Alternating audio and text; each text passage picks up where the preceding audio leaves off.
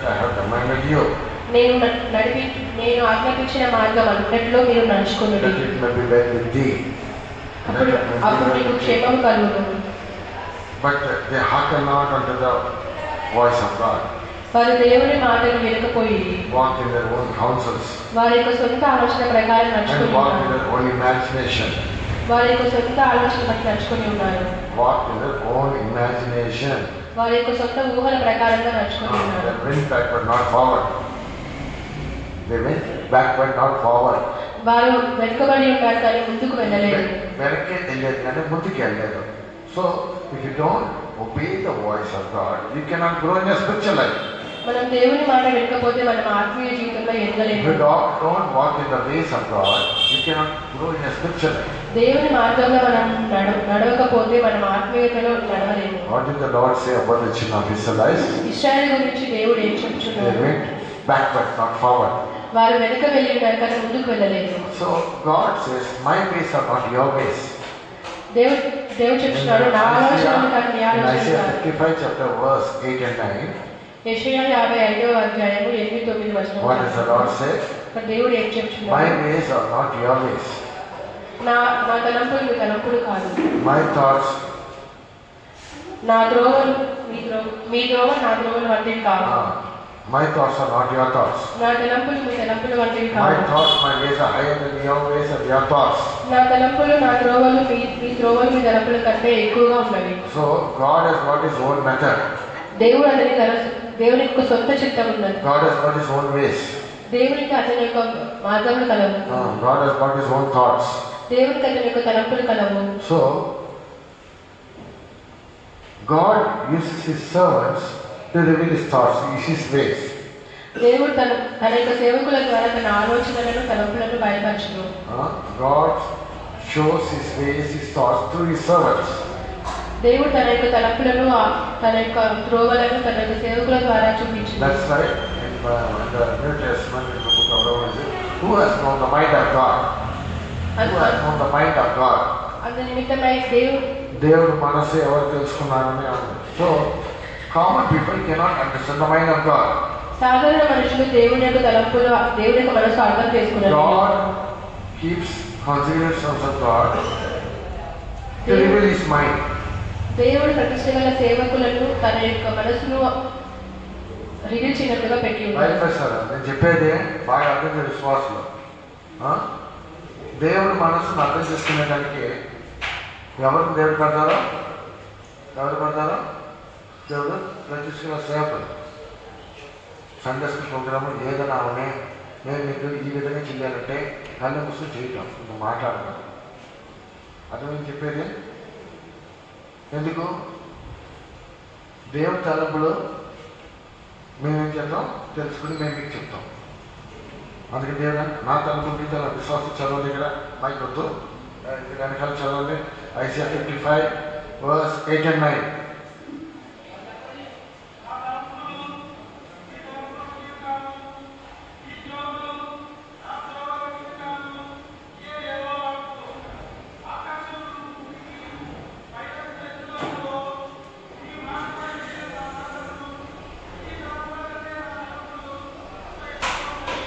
ఇక్కడ మనం చూస్తున్నాము మీ తలంపులో మీ మార్గమే మా తలంపులు దానికంటే ఎత్తై ఉంటాయి. అప్పుడు ప్రతిష్ఠిత సేవకులు ఏం చేస్తారు? వాళ్ళ తలంపులు వాళ్ళ మార్గం ప్రకారం ఏం చేయాలి, ఏ కార్యం చేస్తే దేవుని ఒక విషయం చెప్తున్నాను. నిన్న నైట్ ఆ 3 పాటలు సిస్టర్స్ ఏదో తీశారు, నేను తప్పు చెప్పట్లా, అది కరెక్ట్గా ఆ కిషన్ ప్రకారం లేదు. వెంటనే దేవుడు ఏ పాటలు అడిగాడు. ఇప్పుడు 3 పాటలు సెలెక్ట్ చేస్తే దేవుడు చెప్పిన పాటలు దేవుడికి పాడమన్నారు, చెప్పారు. ఏదో 10 నిమిషాలు ప్రార్థన చేయాలి. దేవుడు ఏం చేయాలని ఇంత కూర్చున్నా దేవుడు అడిగి దేవుడు ఏం చేయమని చెప్పాడు. అలాగే సండే స్కూల్ కానీ ఏదన్నా నా సొంతంగా నేను ఏం చెప్పట్లేదు చెప్తున్నాను. దేవుడిని అడిగి ఒక్కొక్క కార్యం చెప్తున్నాను. అర్థం చెప్పింది మీకు అందరికీ. అందుకని నడిపింపు వాళ్ళు ఒక కార్యం చెప్తే దాంట్లో నేను కళ్ళు మూసుకోవాల్సిందే. మీ ఆలోచన మీ తలంపులో తీసుకురావాలి. అటువంటి చెప్పింది మీ అందరికీ. ఇది మీరు నేర్చుకోవాలి. సంఘం అందరూ మీరు నేర్చుకోవాల్సిన కార్యం. తర్వాత మీకు అర్థం అవుతుంది. ఇప్పుడు ఎన్నో పనులు ఇక్కడ చేస్తాం. స్టార్టింగ్ ఏదో అనుకున్నారు, ఇప్పుడు అందరూ ఏమంటారు? చక్కగా అందరూ స్టార్టింగ్లో ఎన్నో విన్నాను నేను. ఇప్పుడు అన్నీ అయిన తర్వాత మంచిగా ఉంది, చక్కగా ఉంది. చేసేటప్పుడు కష్టంగా ఉంది. ఒక ఉదాహరణ, ఈ ఫుల్ స్క్రీన్ ఉంది. ఎట్లా పాస్ట్ మంచి గ్లాస్ తీసి పడేశారు అనుకున్నారు. సుబ్బరాజు అనుకున్నాను ఏంటంటే ఇప్పుడు ఆ తీసి వేసినప్పుడు వెంటనే డిఫరెంట్ వ్యూ అయింది. అది నా సొంతంగా చేయలేదు, దేవుడిచ్చిన జ్ఞానం, దేవుడిచ్చిన ఆలోచన. ఒక ఉదాహరణ చెప్తాను. చేసినప్పుడు మీకు ఏదో ఏంట్రా ఇలా చేస్తున్నారని మీరు అనుకోవచ్చు.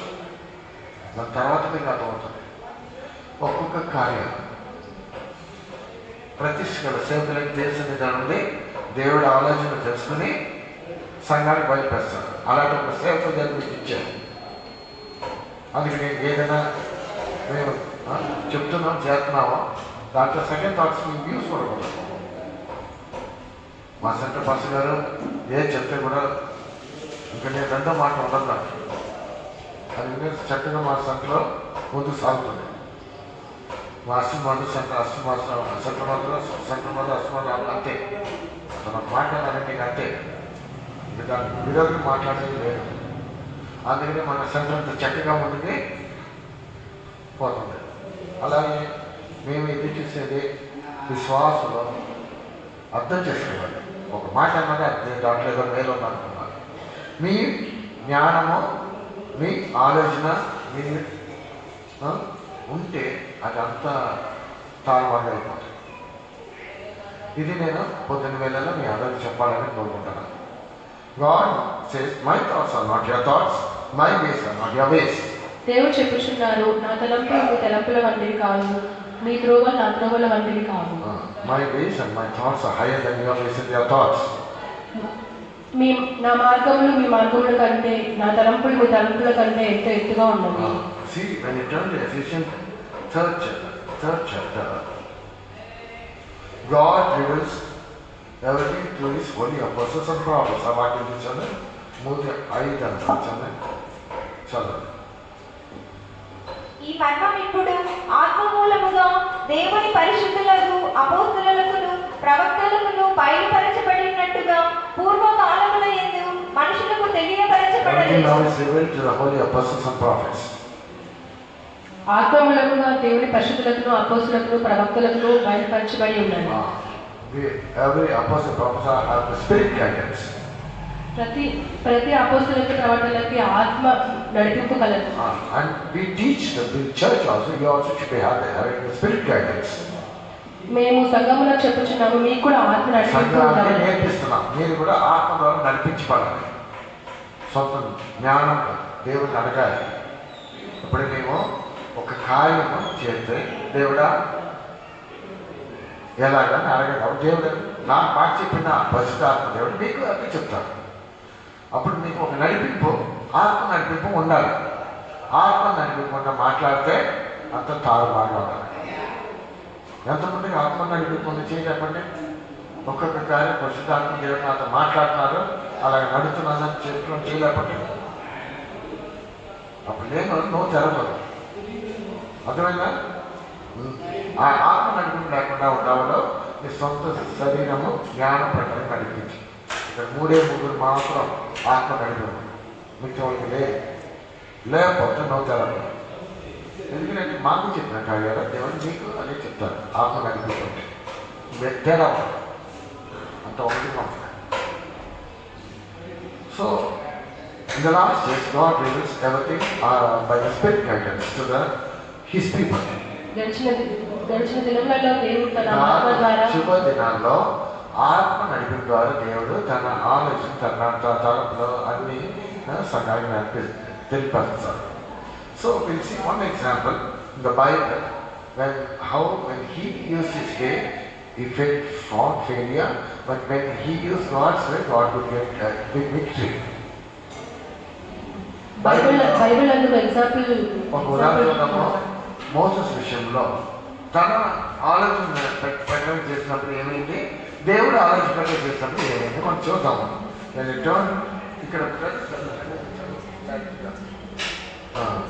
ఎక్సోడస్ చాప్టర్ 2 verse 11 చదువు.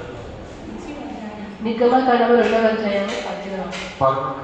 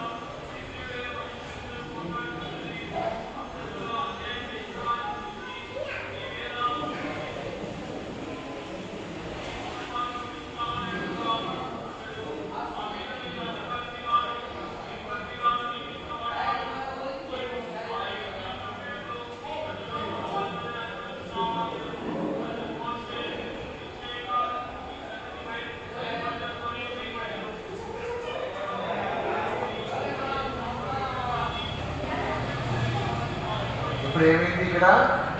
మోసెస్ తనకి దేవుడు God was giving God saw the leadership quality in Moses. Leadership quality. దేవుడు మోషేలో నాయకత్వ లక్షణాలను చూసి ఉన్నాడు. Therefore God was leading and guiding him. అందుకనే దేవుడు మోషేను తన ఆలోచన పట్టి నడిపిస్తున్నాడు. అక్కడ ఈజిప్ట్ ప్యాలెస్ అంతఃపురంలో ఎందుకు దేవుడు నన్ను అక్కడ నడిపించారంటే రాజకీయాల కార్యాలు, రాయల్ కార్యాలు నేర్చుకోవాలని అన్నీ నేర్చుకున్నాడు. ఒక కాలం వస్తే ఇక్కడ జనాలను నడిపించాలని. అయితే సడన్గా ఏమైంది? కోపం అయిపోయింది. అందుకనే కోపం వచ్చినప్పుడు ఏం చేశాడు? తలకి ఎరగొట్టాడు. ఇప్పుడు ఏం చేశాడు? ఇటు ఇస్రాయల్తో పోట్లాడుతామని ఈజిప్ట్ని ఏం చేశాడు? చంపేస్తాడు. అది దేవుని చిత్తం కాదు. చంపినప్పుడు అది తెచ్చిపోయింది. ఇప్పుడు ఆమె పెరగేటి వెనకాలంటే పారిపోయింది. సొంత జ్ఞానం ఇచ్చేది. సొంత జ్ఞానం ఉపయోగించి ఏమైంది? ఇప్పుడు పారిపోతున్నాడు. But when God wanted to lead him out of the land of Egypt, దేవుడు మోషేను ఐగుప్తు నుంచి విడిపించాలని కోరినప్పుడు through him the children of Israel అతని ద్వారా ఇశ్రాయేలు ప్రజలను నడిపించాలని బయటకు తీసుకెళ్ళినప్పుడు ఏమైంది? God was using him and he also obeyed God. అప్పుడు దేవుడు ఎంత ఉపయోగం చేస్తున్నారో దేవుడు చెప్పినట్టే చేశాడు. అప్పుడు ఏమైంది? చక్కగా మిశ్రం నుంచి బయటకు వచ్చాడు. ముందు దేవుడు ఆలోచించినప్పుడు ఏం చేశాడు? చంపేసేసాడు కోపం. అదేవిధంగా మన జీవితంలో కూడా మనము ఎన్నోసార్లు ఎన్నో కార్యాలు మన కోపంలో లేకపోతే అవసరంలో అంటే దేవుని అడగకుండా ఎన్నో కార్యం చేస్తాం. అక్కడ అపజయమంటారు, జయమే దొరకడం. అదే సమయంలో మనము దేవుడు ఆలోచన పలుకుని దేవుడి ద్వారా నడిపించబడినప్పుడు గొప్ప విజయం మాత్రమే దేవుడు గొప్ప కార్యం మన జీవితం చేయగలరు. కమ్ టు ది ఇయర్ మనం సంవత్సరాంతానికి వచ్చి ఉన్నాము. God wants to do great things through us. దేవుడు మనకు గొప్ప అద్భుత కార్యములు చేయాలని కోరి ఉన్నాడు. God wants to lead and guide us. దేవుడు మనల్ని నడిపించాలని కోరి ఉన్నాడు. But for that what we should do? అందుకోసం మనం ఏం చేయగలము? We should be under the guidance of the Holy Spirit. మనము ఆత్మ నడిపింపు కిందకి రావాలి. We should not use your ways, your counsels. మన యొక్క సొంత ఆలోచనలు, సొంత తలంపులు మనకు ఉండకూడదు. But we should seek the counsels of God. మనం దేవుని ఆలోచనలను వెతుకోవాలి. We should know the will of God. మనం దేవుని చిత్తం తెలుసుకోవాలి. That's why the word of God, eyes of understanding should be enlightened, that you may know the hope of your calling. Ephesians 1:18. నువ్వు చదువు, మీరే చదువు, నువ్వు తిరిగి కొంత తీసి చదవలేదు. Ephesians 1:18. Eyes of understanding should be enlightened to know the hope of your calling.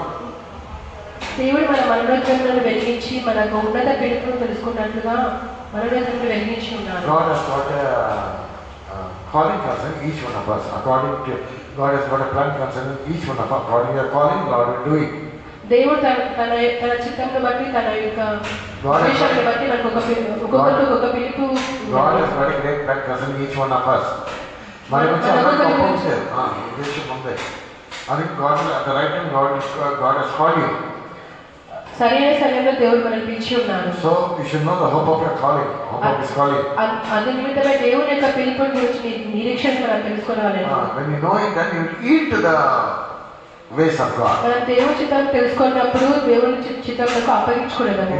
You are able to know that then you will yield to the counsels of God. మనం దేవుని యొక్క ఆలోచనకు అప్పగించుకునేదాము. So this morning I examine that what is your spiritual state. ఇక ఉదయకాలంలో మన ఆత్మీయ స్థితి ఏ విధంగా ఉందో మనం పరీక్షించుకోవాలి. All throughout the year the Lord has been leading and guiding you. ఇక సంవత్సరం అంతా దేవుడు మనల్ని కాపాడి ఉన్నాడు, నడిపించున్నాడు. So but are you obedient to the voice of God? అయితే మనం దేవుని యొక్క స్వరమునకు విధేయులమై ఉన్నామా? Are you disobedient? మనం అవిధేయులుగా ఉన్నామా? If you are obedient, you are going forward. If you are disobedient, you are going backward. మనం విధేయత చూపినప్పుడు మనం ముందుకు వెళ్ళవారము కనబడుచున్నాము, అవిధేయత చూపినట్లయితే వెనుక వెళ్ళవారము So this కనబడుతున్నాము. morning examine your life and say whether you are growing in your spiritual life or going backward in your spiritual life. మనం ఆత్మీయ జీవితంలో ముందుకు వెళ్తున్నామా వెనుక వెళ్తున్నామా ఉదయకాలం పరీక్షించుకున్నవారే. Yeah, if you are stubborn, you are going backward. మన హృదయ కాఠిన్యం ఉన్నట్టయితే మనం వెనుకబడిన జీవితం జీవించుకున్నాము. But if you are really obedient, you are going forward. మనం నిజంగా విధేయత చూపినట్లయితే మనం ముందుకు వెళ్తున్నాము. So let's all surrender to the word of God.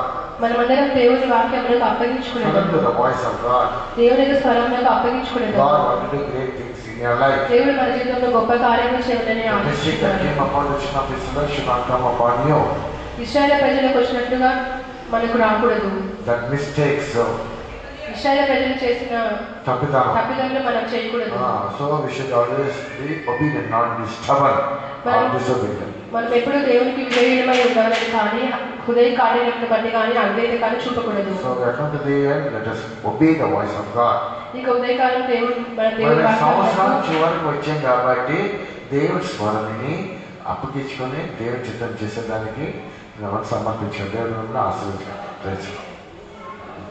మార్గం విడిచి స్వయ చిత్తమును వాడి నీ పూర్ణ చిత్తం చేయ నేర్పించుము దేవా. నా సొంత మార్గం విడిచి స్వయ చిత్తమును వాడి నీ పూర్ణ చిత్తం చేయ నేర్పించుము దేవా. నా మార్గములను దేవా దీపమై నీ సత్య మార్గంలో నన్ను నడిపించుము. నా మార్గములను దేవా దీపమై నీ సత్య మార్గంలో నన్ను నడిపించుము. నా సొంత మార్గం విడిచి స్వయ చిత్తమును వాడి నీ పూర్ణ చిత్తం చేయ నేర్పించుము దేవా. నా సొంత మార్గం విడిచి స్వయ చిత్తమును వాడి నీ పూర్ణ చిత్తం చేయ నేర్పించుము దేవా. నా మార్గములను దేవా దీపమై నీ సత్య మార్గంలో నన్ను నడిపించుము. నా మార్గములను దేవా దీపమై నీ సత్య మార్గంలో నన్ను నడిపించుము. నా సొంత మార్గం విడిచి స్వయ చిత్తమును వాడి నీ పూర్ణ చిత్తం చేయ నేర్పించుము దేవా. నా సొంత మార్గం విడిచి స్వయ చిత్తమును వాడి నీ పూర్ణ చిత్తం చేయ నేర్పించుము. నా మార్గములను దేవా దీపమై నీ సత్య మార్గంలో నన్ను నడిపించుము. నా మార్గములను దేవా దీపమై నీ సత్య మార్గంలో నన్ను నడిపించుము. నా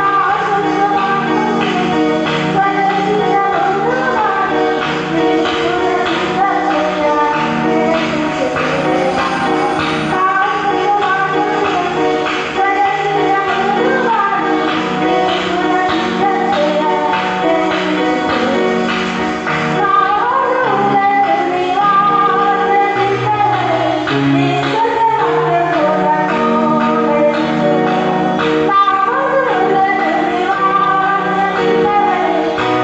సత్య మార్గంలో నన్ను నడిపించుము. నా మార్గములను దేవా దీపమై నీ సత్య మార్గంలో నన్ను నడిపించుము. నా మార్గములను దేవా దీపమై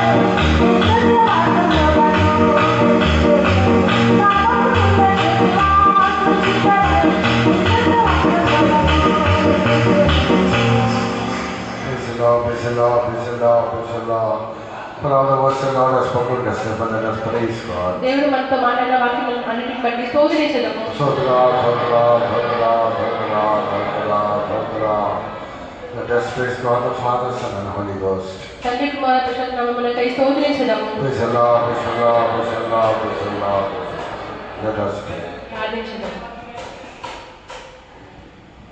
సర్వశక్తి కలిగిన దేవా, నీ పరిశుద్ధ నామానికి మహిమ కలుగునట్లుగా నీ పరిశుద్ధుల ద్వారా ఇన్న వాక్యం ప్రకారంగా మా సొంత చిత్తాన్ని మాని, మా స్వయ చిత్తాన్ని మాని, నీ పూర్ణ చిత్తానికి అప్పగించుకుని ఆశీర్వాదాలు పొందేవారుగా మమ్మల్ని మార్చుండ దేవా.